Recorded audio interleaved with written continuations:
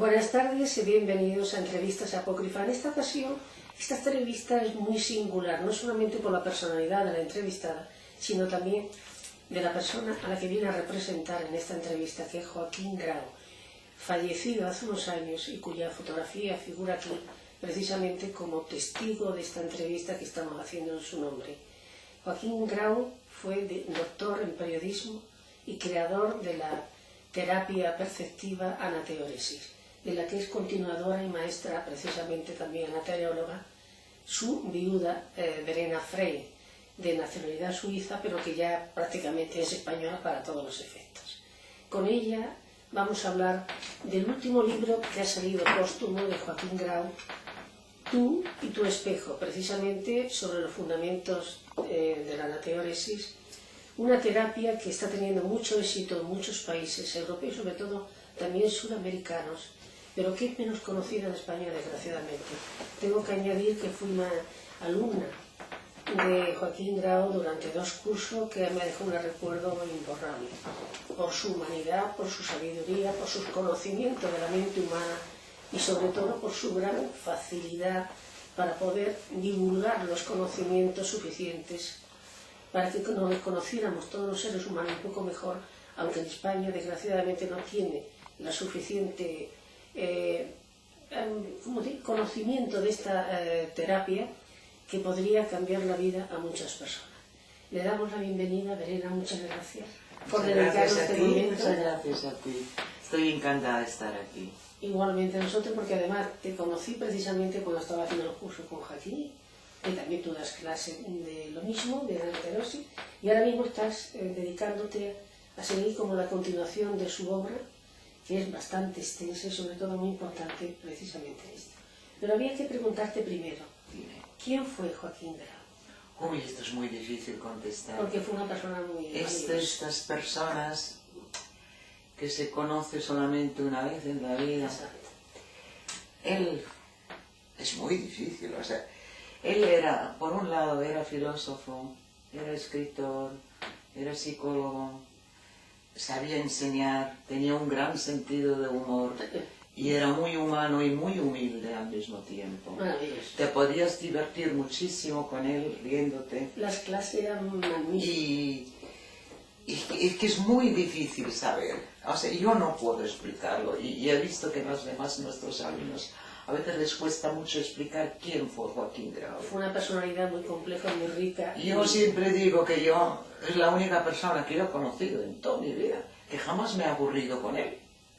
Efectivamente, con él era imposible aburrirse, porque tenía una amenidad y una capacidad para además empatizar con los demás, para comprender muchas cosas y para al mismo tiempo hacer que incluso sus enseñanzas fueran muy sencillas, capaces de comprender en cualquier persona que no tuviera conocimientos previos de psicología.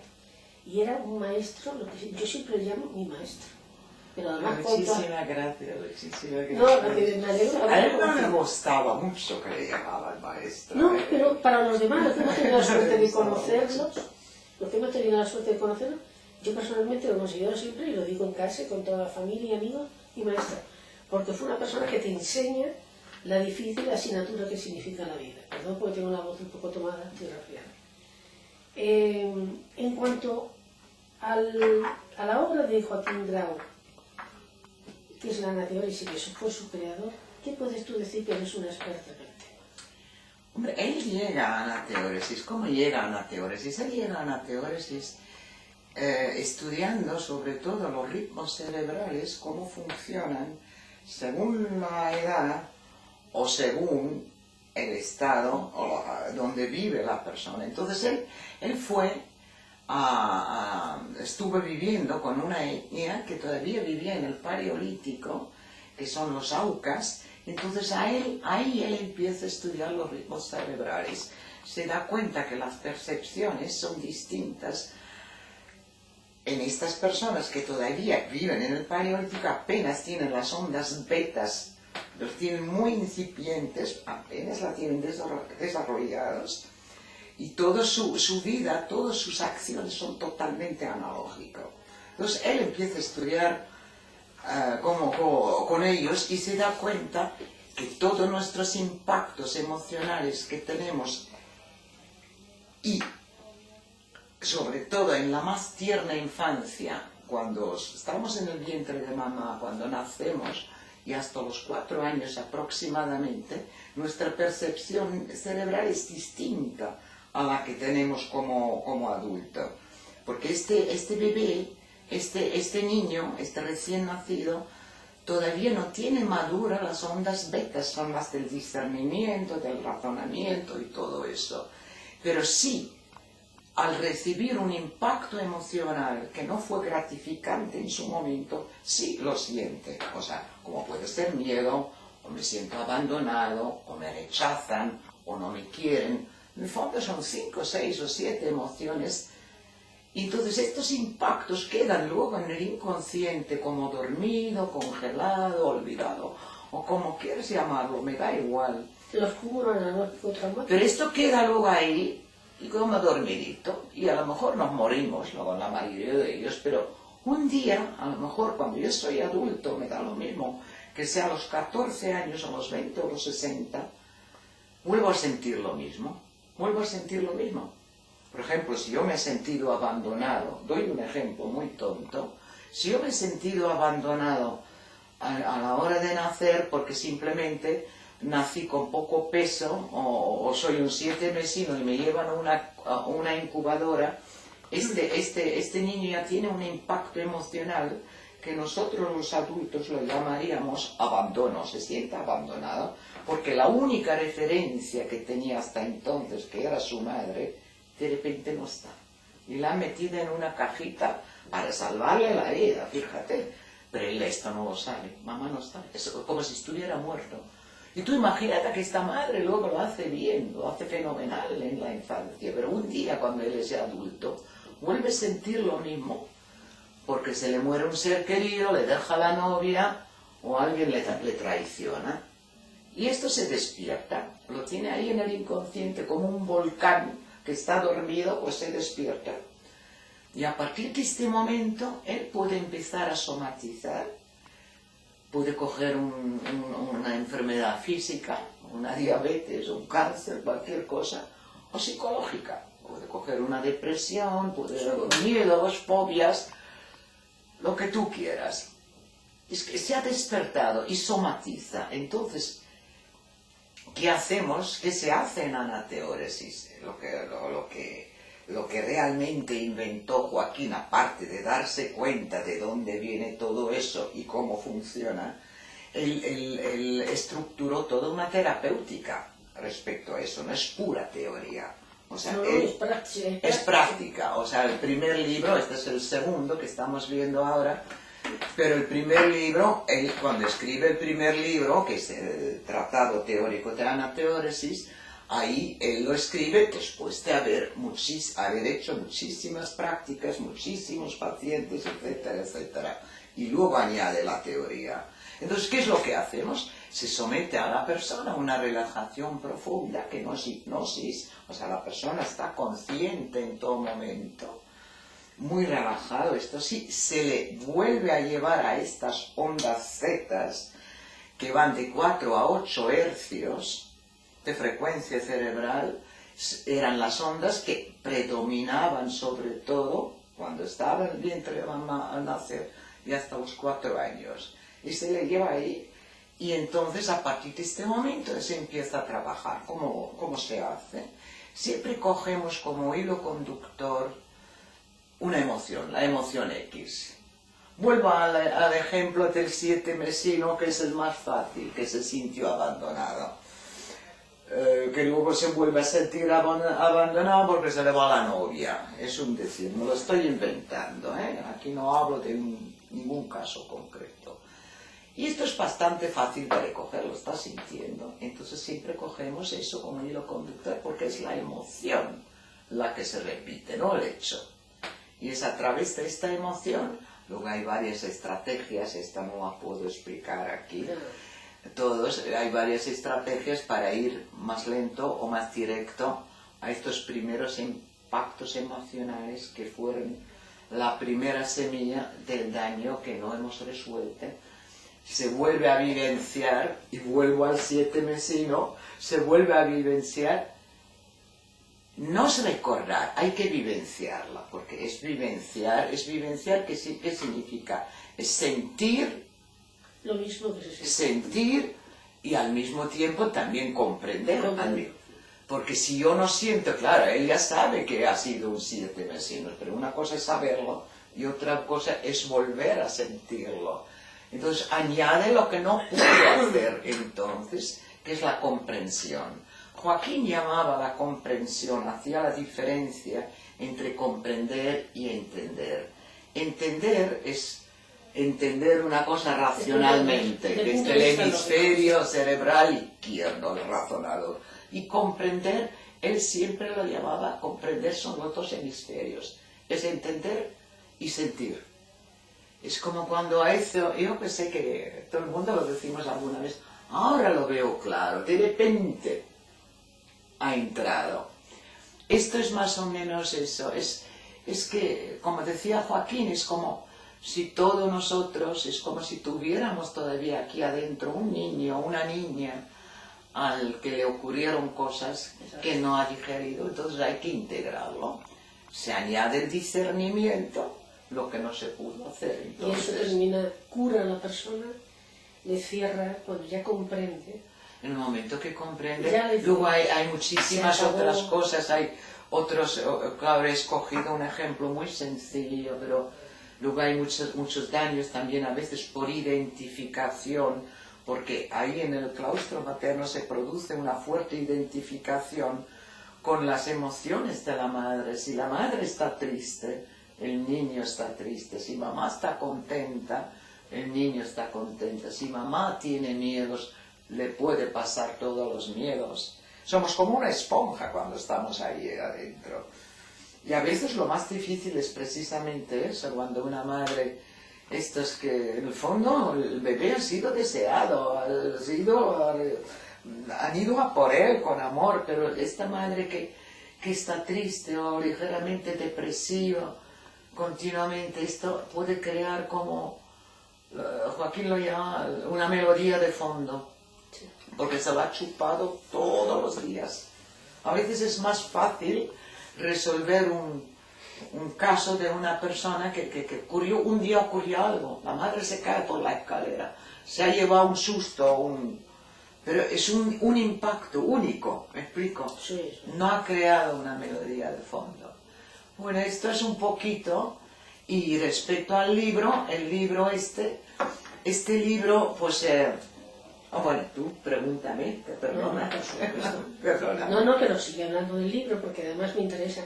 Este libro es el noveno, el 10º que he publicado Joaquín, por lo que veo aquí precisamente, tengo el resto de las obras. Que no los he contado, no los he Este contado. Es el segundo. Es que también tiene algunos que son novelas, porque también era novelista. Sí, muy era novelista y de obras de teatro también muy buenas. Y este y el otro, que es el manual de práctica de la teoría, de divulgación, fantástico, porque es clarísimo para... Claro, en este libro lo que explica, porque primero...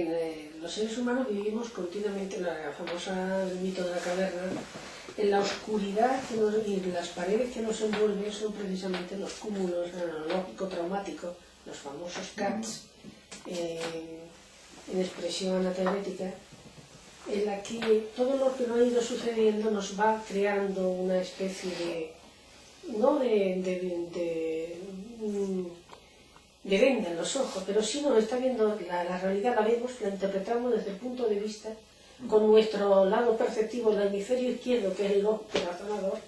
Es como si lo interpretara, quisiera interpretar cosas que han sentido en el precisamente con el hemisferio derecho cuando estamos en Z. Lo que es la verdad sentida no se puede entender desde el punto de vista lógico, y de ahí se establece esta especie de dualidad entre los dos hemisferios de lo que yo me hace, lo que tengo que creer, pero lo que he vivido y sentido es diferente. Que eso viene a ser como lo que sucede muchas veces en una familia, que te dicen, porque papá es bueno, tienes que querer a tu padre porque es muy bueno. Pero el niño ha tenido una experiencia.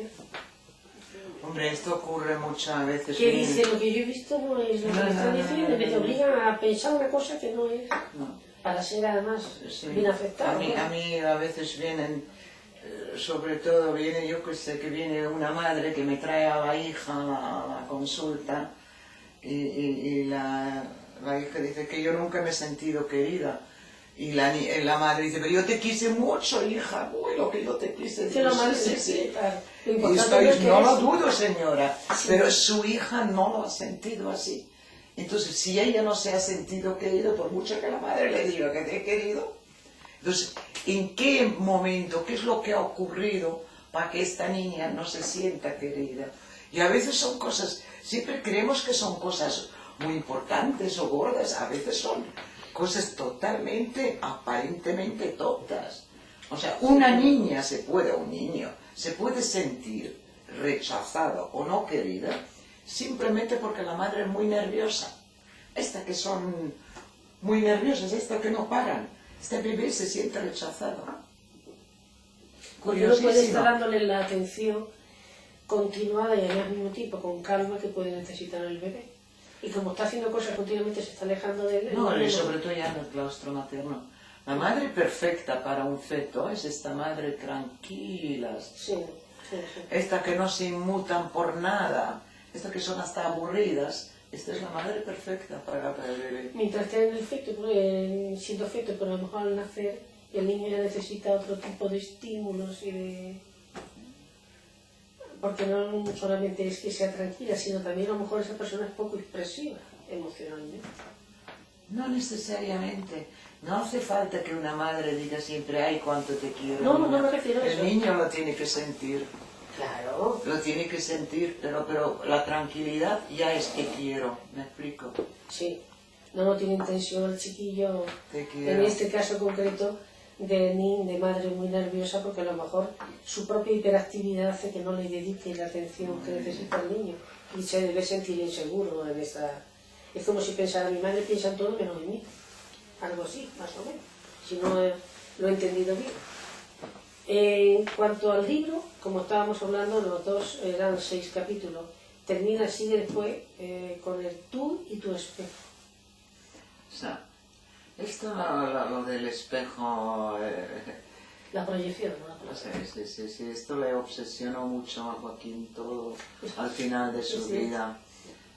Que sé. Quizá eso podría explicar por qué a una persona le cae antipática a otra que no la conoce de nada, y no es por esa persona que acaba de conocer y no le ha hecho nada. Es que a lo mejor está proyectando en esa persona una serie de defectos, por decir, de cosas que no acepta de sí mismo, que las proyecta en el otro. Puede ser eso, no necesariamente es eso, pero puede serlo, ¿eh? O sea que a veces, yo creo que a veces también puede ser el otro lado, a veces alguien, y que qué mal me cae esta persona, o a veces nos ocurre, digo, uy, pobrecito, no me ha hecho nada, y tampoco es antipático, pero también puede ser que esta persona, teóricamente me está recordando a una persona, a lo mejor por el físico, o por la nariz, o por la voz, que sí me hizo daño cuando era pequeñito. Y en relación al uno con otro. Entonces, puede ser las dos cosas, simplemente quiero decir. Y por último ya viene el manifiesto anateorético, que es la 6ª y última parte del libro, en la que hace una especie como de resumen de todo lo que es la teoría anateorética y de la teoría y la práctica, porque la praxis de la anateoresis no solamente es interesante, es que yo he visto el cambio que han tenido algunas personas que han sufrido traumas muy importantes en su vida y no habían podido asimilarlo ni superarlo, y han pasado 30 o 40 años, ¿no? Compañeros además de curso, pues como sabes que no tenemos que someter a hiera. Hiera es el estado en el que se entra hasta los de 4 a 8 ciclos de hercios o kilohercios o ciclos en el proceso mental del cerebro. Y estas personas, cuando ya han hecho la terapia de anateoresis, es que han resucitado. A veces yo llevo 20 años haciendo terapia y todavía me sorprende a veces qué cambio puedo dar a una persona. Lo digo porque lo he visto en personas con traumas muy graves, por cosas que le habían pasado, y cómo cambiaban la expresión de la cara, la forma de mirar, eran otra persona diferente. Sí. Y eso gracias a la A mí me sigue sorprendiendo, ¿eh? O sea, yo soy la primera, y lo bonito que es en anateoresis precisamente nunca es monótono, como que no hay dos personas iguales, cada uno tienes que trabajar de una forma distinta. Claro. Yo simplemente recuerdo uno de los últimos casos, que es una alumna, que era la típica alumna que poco antipática, poquito mal genio, lo digo suavemente, ¿eh? Pero ¿cómo cambió? Se le dulcificó el carácter, se le dulcificó todo.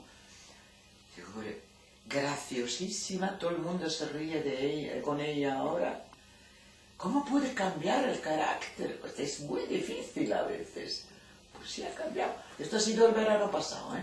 O sea, no voy más lejos. Sí. No es extraño, porque desde luego lo que te ayuda es a comprender aquellas cosas, eso, los famosos traumas que se tienen metidos, que muchas veces la persona es inconsciente, no se da cuenta de ello, no piensa porque es algo que le sucedió en la niñez, etc. Y a lo mejor esto lo saca a flote, lo comprende lo que le pasó, no es olvidarlo, es comprenderlo, como tú decías. Lo integras. Y entonces lo asumes y a partir de ese momento la vida cambia por completo, que lo he visto en muchas personas. Sí, no. Es una pena que en España no se le esté dando la importancia a la anateóresis que merece, porque como terapia ha demostrado su efectividad totalmente. Es que, en el fondo, lo que tú has dicho al principio, la teoría de anateóresis, en el fondo, es muy sencilla, y como lo he explicado. Ahora, no es fácil hacerlo. Una cosa que sea sencillo, no es fácil para el terapeuta. Sí, porque tiene fácil no es. Sí. Porque muchas veces las personas hablan también en símbolo, van a la simbología, y para eso el terapeuta ya tiene que ser experto, darse cuenta, ¿me está hablando en símbolos o es un hecho real? Etcétera. Tiene que tener una gran capacidad. Y hay que ser creativo, hay que ser muy creativo. Por eso lo decía Joaquín, le decía precisamente a un señor, está en el libro, que para hacer buena anateóresis hay que ser un poeta. Lo dijo caminando por la calle Libertad.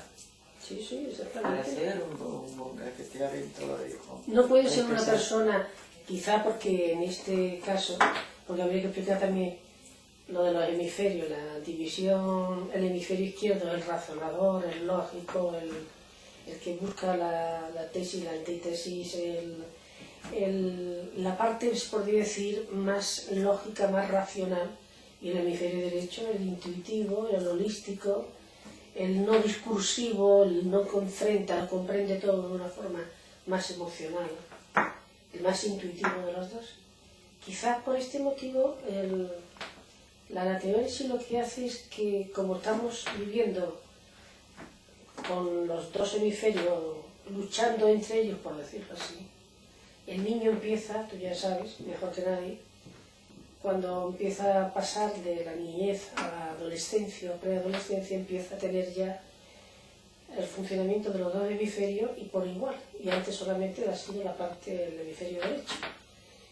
Por eso se pueden tener los niños esta experiencia, ¿verdad? Que ven cosas que los adultos no ven. Y dice, he visto al abuelito. El abuelito se ha muerto hace 5 años. O ven a un amigo invisible y están hablando con ellos, nadie ve al amigo. Sí. Eso le hace precisamente porque funciona... No, pero incluso te puedo decir, hay un león ahí. Sí, todo el mundo sí. sabemos que no hay un león, pero para el niño lo hay. Efectivamente. Esto lo que ayuda mucho es que la persona comprende cuáles son sus traumas, que nunca los ha olvidado, pero que tampoco los tiene presente, porque el daño está ahí oculto. Como decía Joaquín, son cargas de profundidad que algún día estallan por un suceso posterior que hace que explote y salga todo el problema, como por analogía. somatiza y empieza a tener como señores que han ido a vuestra consulta, que iban en silla de ruedas, y en uno de los casos, y que además está reflejado en uno de los libros de Joaquín, y le sacaste, Joaquín hizo el tratamiento y se dio cuenta que no tenía nada, no padecía ninguna enfermedad. Era una mujer, sí, sí. Pero parece ser, parece que era un hombre, por lo que veo es que ha tenido tantísimos casos que se dio cuenta que si se quedaba en la silla de ruedas recibía cuidados, atenciones, y estaban preocupados de él. Claro, eso a nivel consciente no lo pensaba. Y cuando se dio cuenta que realmente su verdadera motivación para estar en la silla de ruedas, porque no tenía nada, ninguna enfermedad, aunque él decía que no podía andar, que nada tal, era que de esta forma recibía el afecto de la familia. O sea, algún chico que debió ser, cuando pequeño, debió sentir que estaba siendo abandonado. Sí, este caso que tú dices, el de la silla de ruedas, está en el otro libro. Está en el otro libro, sí. No, pero hay muchas veces esto, Joaquín lo llamaba el arreglo. Nos buscamos un arreglo. Sí, la autojustificación. Y nos llegamos a creer lo que no es verdad. Sí. Yo, a veces, uno de los casos a veces más difíciles es esta señora, casi siempre es una señora, perdón, que viene a la terapia, que lleva 30 años con depresión, y tú le preguntas, pero yo que sé, que tienes problemas económicos. No, todo muy bien. ¿Problemas con tu marido? No, mi marido me adora. ¿Tus hijos? No, mis hijos también. Uy, fíjate, me traen a la terapia, vienen a buscarme, me hacen todo para que yo no tengo ganas de nada. O sea, ha sacado unas ventajas con su enfermedad, y cuando tú en el fondo se lo demuestras a veces, digo, oye, ¿te das cuenta de las ventajas que has sacado? Este tipo de personas a veces dejan la terapia. Sí, porque no quieren asumir. Ahí la has puesto delante del espejo también. Claro, el espejo. Pero o estos rencores, a veces hay rencores tremendos. Que duran 40, 50 años. Rencores que te pueden echar en cara, efectivamente. Y yo me acuerdo de una persona que me dijo, y habíamos llegado ahí al fondo, mira, ahí está. Digo, venga, suéltalo, le dije, suelta el rencor. Y me dice, si lo suelto, ¿qué me queda? Claro. Y le digo, la libertad, cógela o la dejas. Pues su vida se sustentaba en el rencor, como hay otros que se sustentan en la avaricia y otros en la envidia. Y sí, pero el rencor es lo peor. El hace daño a la persona que nos viene. Claro, el rencor, es que el rencor siempre culpabilizas a una persona. Claro. Y si sueltas eso, te tienes que hacer responsable de tu vida. Exactamente. Sí. Y esto es una cosa que además vosotros que lleváis tanta práctica, tanta experiencia, muchos años atendiendo a tantos pacientes, que por cierto, Joaquín decía continuamente que muchos psiquiatras, entre ellos el famoso doctor Jiménez de Los, amigo suyo, y uno de los cofundadores de la Sociedad Española de Parapsicología, como fue Joaquín, hablaba precisamente de que le mandaban alguna vez de pacientes que era incurable con el tratamiento típico de pastillas, depresivos, crónicos, de esto que las pastillas no le hacían nada y que estaban siempre igual, tenían una subidita y volvían a caer y llevaban años ya y le bajaban las pastillas a lo mínimo y entonces los trataba Joaquín. Sí, y no, comprendía de qué era el motivo de esto. Hay una psiquiatra aquí en Madrid, no puedo decir nombre, pero claro, hace unos 10 años y siempre nos mandaba pacientes que habían habido abusos sexuales. Yo no la conocía a la psiquiatra y un día, cuando ya habíamos tenido 7, 8, digo, oye, ¿me puedes dar el teléfono de esta psiquiatra para que le llame? Pues yo la llamo, dice, pero ¿cómo nos conoce? Y ella me dice que eso hace años, una chica que ella ya tenía como paciente, que llevaba tiempo con ella, se curó y le había contado que había ido con nosotros y ya estaba libre de pastillas y resulta que eso, que había habido, que eso fue abusada sexualmente. Entonces ella se creía que nosotros éramos especialistas en abusos sexuales. Digo, no, hacemos otra cosa también. Pues nos sigue mandando gente y posteriormente he hecho el curso con nosotros. Ah, también ha hecho una cosa. Sí. Y se ha hecho la terapia también. Y le ha quitado el problema. Pero lo que pasa es que dentro de la psiquiatría, claro, ella es una persona muy abierta, muy abierta, Pero dentro de la psiquiatría hay muchos que nos rechazan también. Sí. Pero bueno, también la psiquiatría tiene la corriente, ya la conoces, la antipsiquiatría. Hay muchos psiquiatras que están en contra de la propia psiquiatría, tal como se entiende y se practica. Porque dicen que ha habido muchos casos de grandes psiquiatras que han rechazado enseguida las pastillas y tener al zombie, al paciente, con eso no resuelve ningún problema que está subyacente, que la anateóresis precisamente lo que hace es sacarlo a flote y el paciente empieza a comprender cuál es su verdad, qué es lo que le está haciendo daño y le está perjudicando. Y la psiquiatría ha tenido durante, sobre todo hace 30 años, una corriente antipsiquiátrica dentro, estadounidense y de otros países, que rechazaban el uso abusivo de medicación, sin más.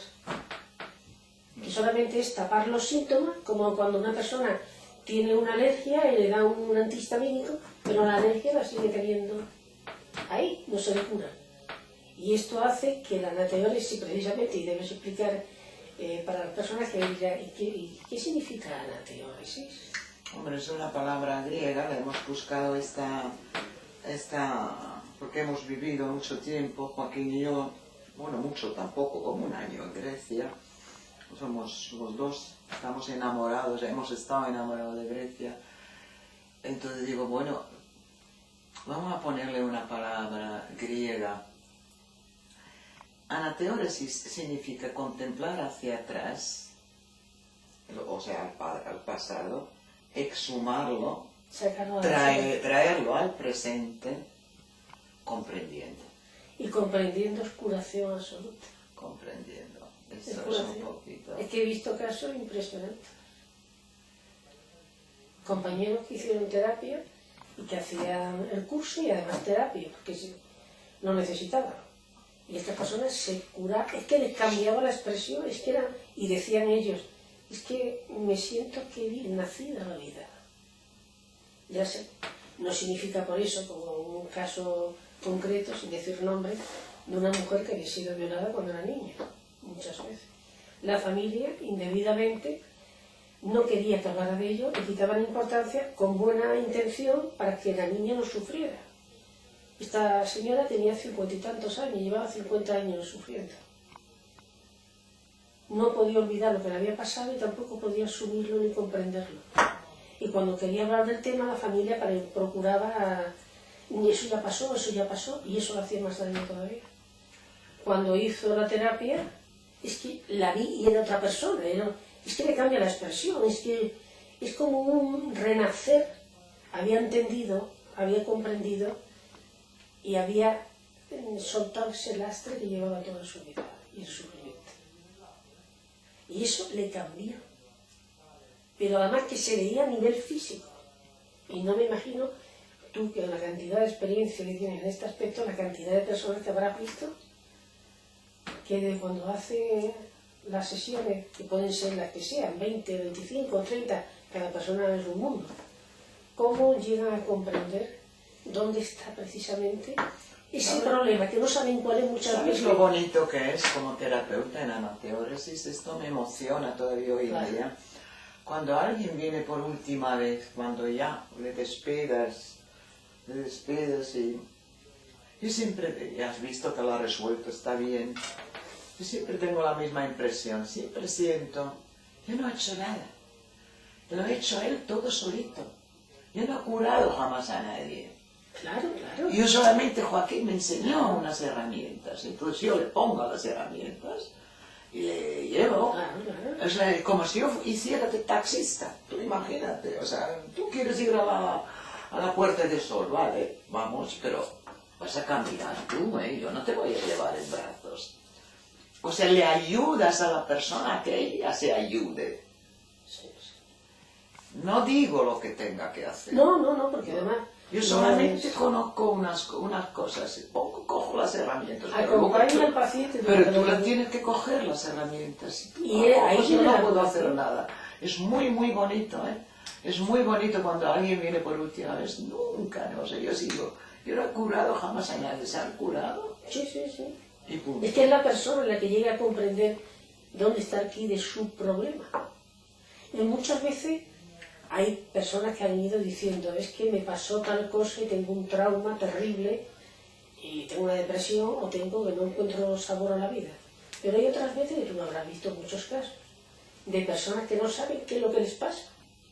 Como la señora esta que decía que su marido la quería, que no tenía problema económico, que su familia era encantadora con ella. Entonces, ¿dónde está el problema? Ella no lo sabía.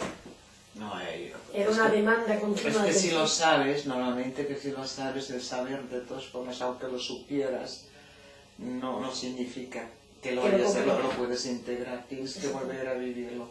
Pero la mayoría de las veces el daño profundo está en el supuesto olvido. Cuando se quiere echar una capa sobre... Pero nada se olvida. No, las heridas no se pueden Está en cerrar. el inconsciente y sale siempre. El único problema que hay, que a veces tenemos tantas resistencias, tantos bloqueos, que hay personas que no entran bien en este estado y era... Resistencias tenemos todos, porque si no, esto sería el milagro de Lourdes, y no lo es. No es larga la terapia nuestra, pero el milagro de Lourdes no es. Entonces, esto es lo que acorta además o alarga el número de sesiones. Pero de verdad que es muy, muy bonito trabajar cuando alguien entra bien y, como lo he explicado ya antes, coges como hilo conductor o hilo de Ariadna, como lo llamaba Joaquín, para sacar el minotauro y volverle manso del laberinto. Y desde luego la comprensión hace que el problema se sigue uno acordando de lo que te pasó muchas veces, o una sola vez, o 40 veces, pero ya se asume, se comprende, y al comprenderlo también se es capaz de perdonar. Y eso también... Es que no hay que perdonar. Bueno, en el sentido que nos entregamos. En el momento que tú comprendes al otro, tú ya no tienes que perdonar, me explico. Porque perdonar muchas veces la gente... Joaquín no le gustaba la palabra perdonar, porque perdonar en el fondo te sigues poniendo por encima. Ya, te quito la culpa, pero estoy por encima, pero todavía estoy diciendo en el fondo esto lo has hecho mal. En el momento que tú comprendes al otro, ya no ha hecho nada mal. Y utiliza la palabra perdonar en el sentido que desaparece a lo mejor el continuo rencor hacia la otra persona. En el momento cuando tú comprendes al otro, ya no tienes que perdonar nada, lo he comprendido. Es una víctima. En el fondo todos somos víctimas de otras víctimas y ahí podríamos ir para atrás. La cadena interminable, por supuesto. Entonces hay que cortar en algún momento. Totalmente de acuerdo. Y además, no sé si tendrá más obras inéditas todavía por sacar, Joaquín, y ya se van a salir a título póstumo. ¿Hay alguna más? Muchísimas. ¿Esta es la última? Esta es la última. Yo puedo a lo mejor recopilar una obra con artículos suyos que no han sido editados. Pues sería interesante. Y poemas también, ha escrito bastante poemas. ¿Alguna también. novela que no tenga publicada? No, hay una pero que está incompleta, no está terminada, entonces yo no sé cómo la quería.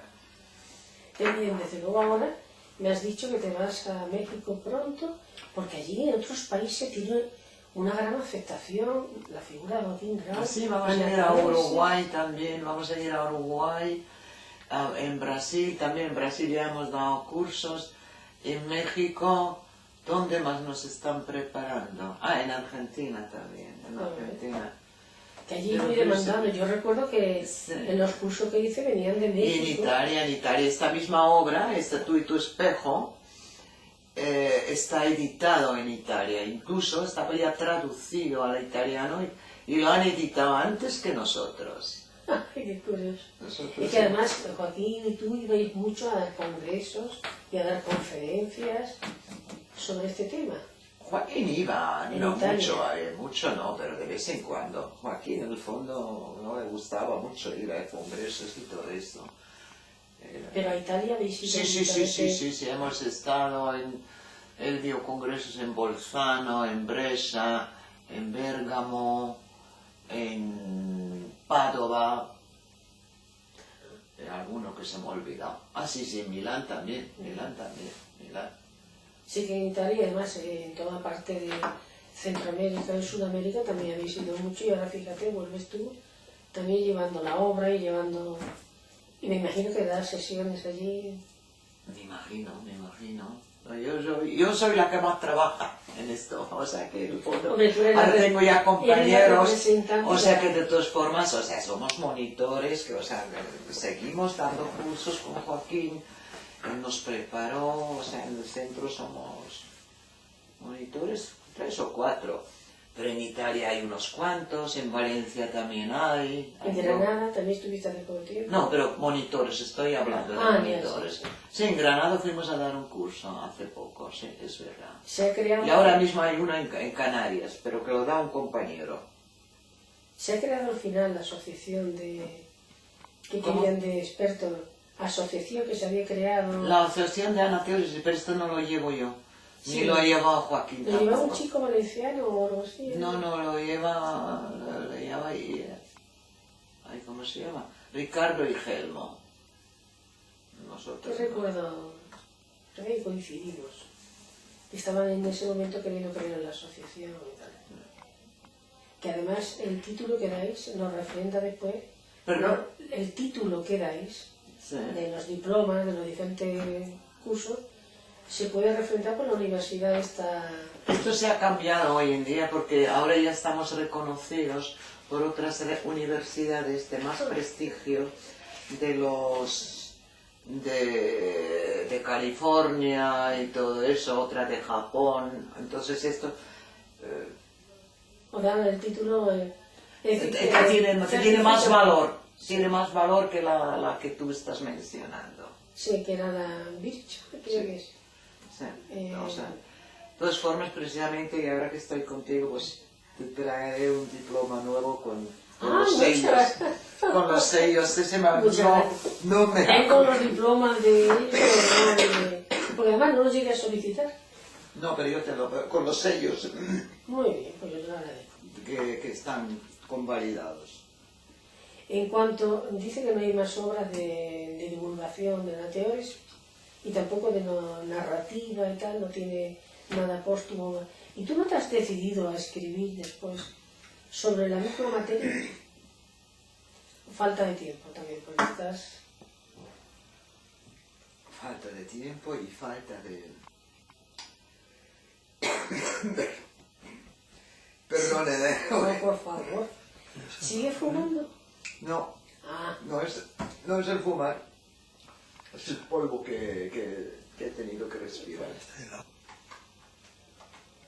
Sería puntual, porque él en el fondo pues estaba muy fastidiado, yo recuerdo. tenía una salud y yo, o sea, ahora mismo, Joaquín daba los cursos, él solito, Sí, aguantando.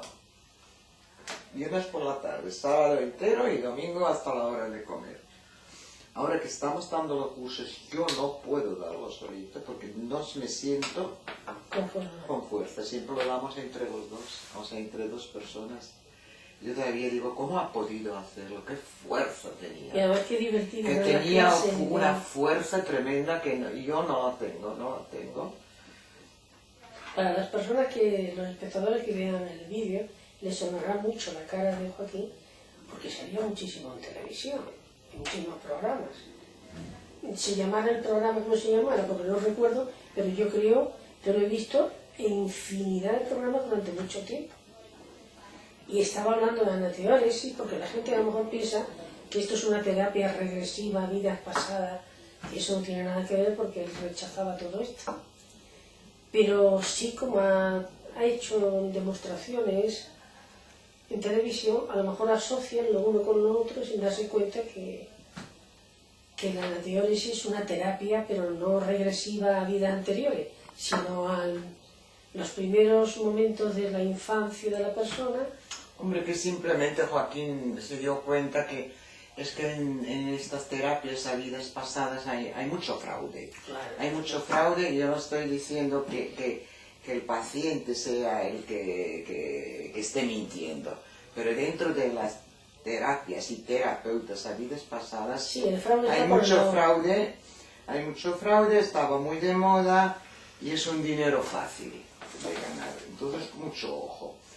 Pero al mismo tiempo, que Joaquín simplemente dice que hay que ser ascético. Yo, que si soy medianamente buen terapeuta, yo no puedo basar una terapia en una creencia. Claro. Entonces, y las supuestas vidas pasadas a veces salen, pero nunca le damos el valor de la creencia. Simplemente puede ser, yo no digo que sea, pero puede ser simplemente una proyección de un daño actual que mi mente, que no es que esté mintiendo, igual que lo hace en el sueño, proyecta simbólicamente una supuesta vida pasada y nada más. Pero siempre hay que buscar el daño en esta vida actual. O sea, Sí, pero sí. de estas conclusiones no solamente ha llegado Joaquín, había uno muy famoso francés que no me acuerdo cómo se llamaba, empieza con T, pero se me ha olvidado.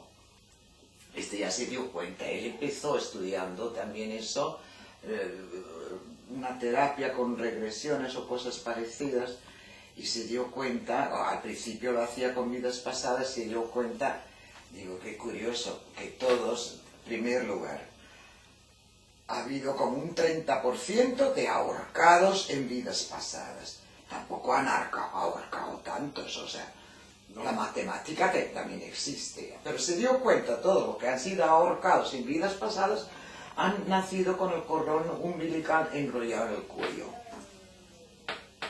Créete lo que quieras, ¿entiendes? Etcétera, Y etcétera, también etcétera. los que habían nacido, parece ser de espalda, de nalgas, que tenían como recuerdo de vidas pasadas. ¿No es Uy, como pero son, es que son muchos cuentos.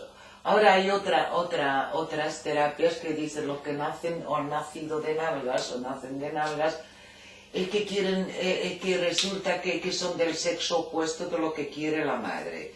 Y entonces nacen de nalgas para que la madre no le vea el sexo. Agárrate las tonterías Por que Dios, dicen. estos son un merecer. ¿Entiendes? Olvídalo. No, yo me refería Esto es- que tú habías comentado que en algunas regresiones hay personas que dicen No, que abducidos. abducido, exacto. O sea, No, que esto era curioso, que todos los abducidos, pero esto no hay una estadística, ¿entiendes? Que tampoco ha habido tantos supuestos abducidos, pero que hubo nacían de nalgas, ¿no? curiosamente habían nacido de nalgas.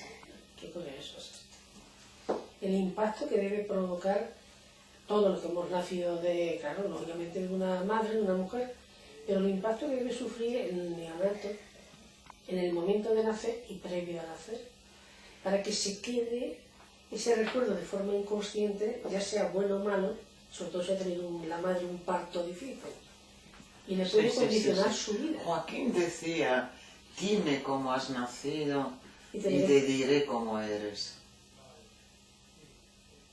Curioso. Hay una cosa que yo hago siempre hago una pregunta. Cuando hago una sesión, cuando llegan al nacimiento, siempre le pregunto, ¿tú quieres nacer o no? Y os juro que al 50, la mitad quieren nacer, tienen ganas, y la otra mitad, tururú, no quieren nacer. Esto puede ser por varias razones, o sea, no hay solamente una razón. A veces simplemente porque ya están muy agobiados, muy estrechos ahí, tienen ganas de salir. Pero también pueden estar agobiados por otra causa. Puede ser que haya un problema ahí, que hay como un peligro, entonces yo quiero nacer. El peligro está dentro. Y otros que no quieren nacer, digo, porque están ahí muy cómodos, muy calentitos, o todo lo contrario, las noticias que le han llegado de fuera no son del todo buenas. Entonces yo me prefiero quedar ahí adentro. Es curiosísimo, y te juro que va al 50%. Y entonces esto sí, en esto le tengo que dar la razón a Joaquín, estos los que tienen ganas de nacer, lo que dicen, sí, yo quiero nacer, sí. Y suele ser bastante rápido, suele ser rápido el nacimiento de esos. estos suelen ser personas como muy lanzados hacia adelante, ¿entiendes? Y lo que ante un peligro o ante y lo que no quieren lanzar, ay, yo me quedo en mi habitación, yo me quedo en mi casita, no me molestes, etcétera, etcétera. Y además es que yo quise nacer y Joaquín era de los que no quiso nacer, o sea, ahí está. Y recuerdo que un día que tuvimos un disgusto, Joaquín y yo, que típico, alguien nos había traicionado, estábamos bastante disgustados, los dos, y yo le dije, mira Joaquín, yo me voy a dar una vuelta, o sea, yo tengo que salir a la calle a darme un paseo, y luego se me pasa. Y Joaquín todo lo contrario, ay, yo me quedo en mi casita, déjame un par de horas tranquilito, y también se me pasa. O sea, es verdad, dime cómo has nacido, y te diré cómo eres. Es que era muy diferente a la psicología de carácter, los dos muy diferentes. Joaquín y yo. Sí. Por eso mejor soy complementarios. Sí, pero teníamos los mismos intereses, teníamos los mismos gustos para muchas cosas. Los mismos gustos para muchas cosas lo teníamos, o sea. Y una pregunta. ¿Los cursos se siguen haciendo, ya que estamos hablando de anteriores y del centro que tú diriges? ¿Se siguen haciendo también periódicamente lo mismo que cuando vivía Joaquín? Y bueno, o sea, hay uno, siempre hay uno de básico, siempre hay octubre, febrero y mayo. Y a veces hay alguno entre medio. Este libro concretamente, Tú y tu espejo, está muy dirigido también a la relación de los padres, sobre todo de la madre, con el hijo. Sí. Es que efectivamente, hay otros cursos. O sea, prenatales, ¿no? Hay un curso prenatal y hay un curso infantil también, donde le enseñamos a los padres, o sea, el prenatal es más bien para mujeres embarazadas, o sea, enseñamos a los alumnos cómo tienen que... Porque a una embarazada no se puede hacer anateóresis, aunque esté muy mal, porque podemos dañar al bebé si hacemos una terapia a fondo, porque puede tener una fuerte catarsis, y entonces ahí con las embarazadas trabajamos de otra forma. Entonces en los cursos prenatales enseñamos a los alumnos cómo tienen que tratar una embarazada, que en el fondo es bastante fácil, no es difícil. Y realmente las embarazadas cuando vienen a la terapia, están todas encantadas, Son 4 o 5 trucos que le decimos lo que tiene que hacer para no cometer los mismos errores que hemos cometido nosotros o que han cometido con nosotros. Para romper la cadena. Sí, entonces como yo siempre digo, claro, 9 meses son muy largos, son muchos meses, y en 9 meses pueden ocurrir muchas cosas, y un día estoy triste y un día estoy enfadada. Con la pareja. Entonces, ¿qué es lo que tengo que hacer? Tampoco nadie es así. Entonces le damos los trucos para que esto no le llegue al bebé, etcétera, etcétera, etcétera, se lo enseñamos.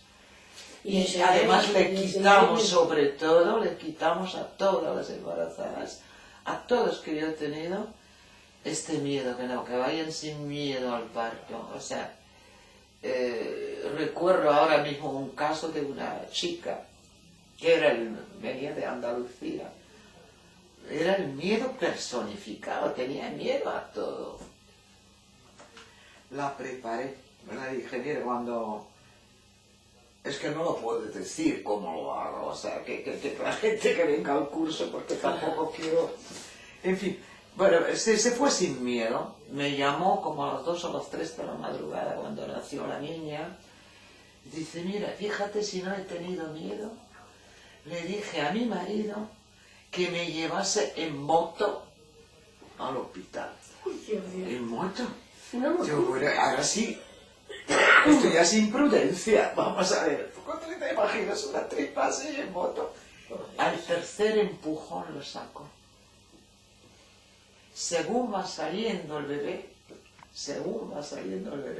le dice a su marido, dame el móvil o la cámara que voy a hacer una foto. Sin miedo. Es precioso. Me extraña porque Esto es precioso. Y luego hay eso, hay curso infantil también, que es lo que podemos arreglar cuando ya lo hemos hecho mal. Es un poco difícil, este es un poco más complejo. Cuando tiene un problema, el conflicto entre la madre e hijo. No, cuando el niño ya viene dañado, cuando ya está dañado. O sea, cuando el niño tiene cualquier problema, ya tiene 6, 7, 8, 9 años, entonces ahí este curso es más complejo. Pero también y los niños se adaptan bien a esto.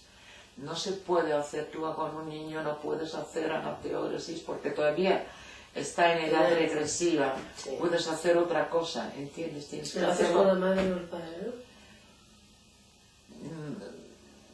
Uy, no te puedo dar el curso. Se puede hacer con el niño simbólicamente, tiene que ser símbolos, pero tienes que escoger bien los símbolos. Y tienes que tener una madre muy inteligente que te cuente realmente qué es lo que reconozca también que no lo ha hecho del todo bien, etc. Y que te dé muchos detalles. Entonces sí se puede. Se puede trabajar con la madre, pero esto es complejo, ¿eh? Pero no lo hacemos como se hace en otras terapias, lo hacemos de otra forma. Y debe tener mucho éxito, ¿no? Sí, pero cansa mucho, ¿eh? Para trabajar con niños a mí me cansa. O sea, yo normalmente... Porque imaginen un cuidado especial además por la edad. ¿Y tenéis ahora...? O sea, mira, te puedo dar un ejemplo. Te doy un ejemplo con... Yo tenía una madre que venía a la terapia para ella misma, pero la madre era joven, tenía 30 y pico de años. Siempre te cuentan también qué es lo que les pasa a sus niños al mismo tiempo. Ella venía por un X problema. Y esta madre me dijo, oye, mire, yo tengo un niño de 4 años que empieza a tener un problema porque tiene fobia a los globos. Tú fíjate, a todos los niños les gustan los globos. Además, esto es antiquísimo, ¿no? Un niño con su globito más contento, pues no le puede llevar ni a una fiesta de cumpleaños porque es que empieza a gritar, a llorar. Y si encima explota un globo, no veas. O sea, entonces viene el colegio y bueno, entonces y me dice la madre, creo que sé de dónde viene esto. Era inteligente, digo, porque cuando yo estuve de parto de este niño, es que no rompí aguas. Y me pincharon la bolsa. Y el niño nació y tenía una heridita en la cabeza. O sea, le pincharon de eso al niño. venía el... Claro, que es un globo, estaba dentro del globo. En esto que... Muy bien, entonces yo a ella primero le di unos ejercicios para casa, para el niño, pero como el niño todavía está en edad regresiva, tenía 4 años, todavía hay bastante cordón umbilical, existe todavía entre madre e hijo. Entonces simplemente en una sesión un día de hoguera, la puse en estado hiera, o sea, yo veo estas ondas cetres, y tú vuelves a vivenciar ahora el parto de tu propio hijo, pero esta vez no te pinchan la bolsa. Mano de santo. Pero esto no lo hubiera podido hacer si el niño ya hubiera tenido 10 años. Es que lo he podido hacer porque todavía es pequeño. ¿Me explico? Sí. Todavía está en Z y le llega. Conviertes el parto, hay que hacer una conversión del parto. Sí, dar un final diferente o un transcurso distinto. Aunque le hayan pinchado, pero es asumir esa parte... No. Joaquín, cuando hacemos la conversión del parto, si no te acuerdas, tú puedes convertir el parto, igual que cuando hacemos la conversión, si alguien nace por cesárea, en la conversión le hacemos nacer por el conducto vaginal. Esto no es falsear la historia. Joaquín decía, todo lo que está prevista por la naturaleza, que es lo normal, la mente lo acepta. ¿Me explico? Sí. Por eso puedes, uno que ha nacido Por cesárea, tú luego naces por conducto y tu mente lo acepta. Yo lo que no puedo hacer, yo qué sé, que si mi madre ha sido una loca, ahora decir, no, tu madre ahora es una santa. No se te lo cambia la creería. historia. Esto sería falsearlo. Claro. Pero lo que la naturaleza ha previsto es normal. Y la mente lo acepta. Lo que es natural se acepta sin ningún Es problema. curioso, ¿eh? Además, quizá el nacimiento por cesárea deben provocar algún tipo de trauma. Decía uno de ellos que había nacido por cesárea, un compañero que se sometía también a ella, que lo que le chocaba fue el golpe de luz que recibía Bueno, esto en el muchos. quirófano y tal. Pero que no le solamente dejó- por cesárea, también cuando nacen vaginalmente, esto foco a veces molesta muchísimo, la luz no siempre es positiva, pero por cesárea casi todos salen traumatizados. Y es curioso, y de eso no son conscientes a lo largo de su vida. Nadie piensa tengo un trauma porque he nacido por cesárea. Pero tiene algunos, por decirlo así, eso me llaman los cúmulo analógico traumático, los CATS, que se le han quedado, a lo mejor lo asocio con otra causa. Vamos a ver, en primer lugar, los que nacen, pero es que sería hablar mucho, los que nacen por cesárea, la mitad de ellos están enfadadísimos, porque no les dejan salir por ahí, dicen yo puedo, y no me dejan. Ya hemos dicho todo. Lo que les traumatizan más son los que de repente deciden que van a hacer la cesárea. Si esto ya está previsto 3 o 4 meses antes, entonces, como si nacen de alguna forma ya mentalizado, está más tranquilo. Pero de repente que se decide a último momento, estos normalmente tienen mucho miedo y enfado, etcétera, etcétera, etcétera. O sea, sí, tienen casi todos un problema de piel. Los 3 o 4 pacientes que he tenido con dermatitis atópica eran todos que habían nacido por cesárea. Nacer por el conducto vaginal, por lo visto, es muy bueno para la piel, activa el sistema nervioso, etcétera, etcétera. Luego, otro problema, no solamente de piel. Mira, ahora mismo me estoy acordando de un italiano que era un alumno, además. Él nos decía que había nacido por cesárea y él no tenía sensibilidad en la piel. O sea, alguien le acariciaba la mano, él no notaba nada. Sí, me están acariciando, pero ni bien ni mal, me explico, insensible. Pues le hace Joaquín la sesión, la convierte, le hace nacer por el conducto vaginal. Y me hizo mucha gracia que luego por la tarde vuelvo a la sala y veo al italiano, que era un chico muy guapo, por cierto, sentado ahí en el suelo, se había quitado la camisa y decía, tocadme, tocadme, ahora siento. Curioso. Ahora siento, es curioso, ¿no? Que cuando se vive estas experiencias de cerca, ya sea como estudiante o porque se ha seguido la terapia, Sí. No, pero hay cosas... Impresiona ver. Sí. Y esos momentos gratificantes que tiene cuando termina, por ejemplo, cuando se hace el test de los grandes símbolos, que finaliza para ver si entra o no en Niera, que tiene ese momento gratificante al final, que eliges más o menos dónde quieres estar. Eso es una de las experiencias más bonitas que he tenido. Hombre, de todas formas, nosotros siempre, después de cada sesión, hay que Hacer buscar un momento gratificante. A veces no... Pero vamos, como yo no he hecho terapia, sino como alumna o está estudiando, pero te tienes que someter a eso, ese momento al Es final muy agradable. de entrar en IERA, de comprobar que sí que entraba y tal, y después salir, es una de las experiencias. Sí, es muy agradable. Eso es una de las cosas más bonitas que te suceden. Porque es que te das cuenta en ese momento, bueno, no quieres salir de ella, tienes que salir, pero no quieres salir de ella. Y es una cosa que uno mismo no se pueda someter a esto No. a sí mismo. Claro, exactamente. Pues digo que es una pena, que tienes que tener a un terapeuta al lado que te lo haga, no te lo puedes hacer tú. ¿Tienes algunos proyectos aparte dar conferencias aquí en Madrid o algo sobre sobre anateóresis? Pues de momento no, o sea, en Madrid no. Voy a ir a Italia el mes que viene,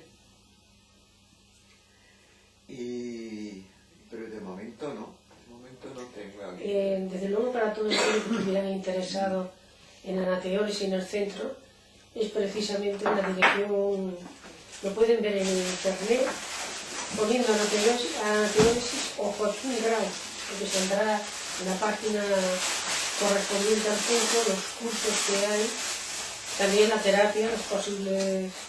¿Y quieres enseñar este otro libro que fue el primero que...? Este es la primera, Las claves de la enfermedad, tratado teórico-práctico de anateóresis, que ya se ha explicado por Verena Frey lo que significa la palabra anateóresis y cuál es su raíz lingüística. Este es un tratado fundamental para todo aquel que quiera saber en qué se basa la teóresis, cuáles son precisamente sus fundamentos y también el desarrollo de la terapia que se puede hacer a través de este sistema, que es una terapia perceptiva que está teniendo. Yo lo he visto y lo he comprobado en terceras personas. Mira, aquí está la dirección del mail y todo eso. Exactamente.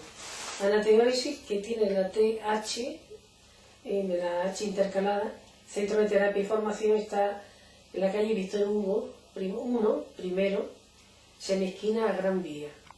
Pueden encontrarlo en internet, las 3 anateoresismadrid.com, para todos aquellos que estén interesados en poder asistir a los cursos o también someterse a terapia, porque de antemano digo que por la experiencia que he tenido haciendo los cursos en este centro con Joaquín Grau y con Verena Frey, puedo decirlo en primera persona que son fantásticos, que tanto para la persona que se quiera dedicar a ello profesionalmente como para la persona que solamente quiera saber un poco más de la mente humana y de cómo llegar a conocerse uno a sí mismo, este es uno de los cursos más de las terapias y de los sistemas terapéuticos más inteligentes, eficaces y sobre todo que tienen un fundamento filosófico además del puramente teórico y científico, porque Joaquín Grau era un gran periodista dedicado a la investigación científica, además de filósofo,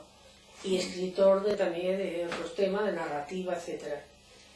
Para todos aquellos pueden pedir la información en el espacio web que tiene en internet, donde podrán encontrar toda clase de información de terapia, de curso y demás. Son totalmente recomendables, porque para mí Joaquín Grau, como para toda persona que tuvimos el gusto de conocerle, no solamente es un fantástico terapeuta, sino también un fantástico escritor, en este caso de divulgación científica, que a todas aquellas personas que estén interesadas, aunque sea solamente como alumno, merece la pena llegar a conocerlo, y a través de su libro de las mejores formas. Pues te agradezco muchísimo. Muchísimas gracias a ti también. Por Dios. Gracias a ti, y me encanta haberte visto de nuevo después de cierto tiempo. Fue para mí una experiencia maravillosa estar con Joaquín Grau, contigo, con los compañeros. Se viven unas experiencias que son muy difíciles de olvidar. Y yo no lo hice con la idea de dedicarme a ello, sino como una forma de estudio, porque me interesa todo lo humanístico. Yo hice 3 años de psicología, pero después me decanté por el derecho. Y a mí toda la cuestión de psicología, de temas psicológicos, psiquiátricos y demás, siempre me interesó muchísimo. Y conocía perfectamente la obra de Joaquín Grau por una persona muy cercana, entonces sabe quién es, que me lo recomendó, que me podía interesar estos cursos y así. Pues te deseo mucho éxito como lo estás teniendo, y espero que en España se le haga justicia a la figura de Joaquín Grau, a la obra inmensa que ha creado, y que a través de su sucesora, que nadie mejor que ella puede conocerlo, como es su propia viuda, pueden llegar a conocer esta terapia que realmente no solamente funciona, sino que nos abre unas perspectivas nuevas a todos aquellos que llegamos a conocerla. Muchas gracias de nuevo. Gracias a ti, gracias a ti. Te deseo mucho éxito, sobre todo que la figura y la obra de Joaquín Grau nunca llegue a desaparecer, aunque tiene muchos seguidores y terapeutas que están haciendo pues persiguiendo precisamente su escuela, su labor. Muchas gracias a ti. Y muchas gracias a ustedes. Gracias a vosotros. Espero que le haya servido, además que le haya interesado como siempre en la entrevista, y en este caso que es una entrevista doble, literaria y al mismo tiempo científica. Es uno de los libros, estos libros, Joaquín Dragó, más interesante que puede leer un lector interesado por estos temas. Gracias, hasta la próxima, buenas tardes.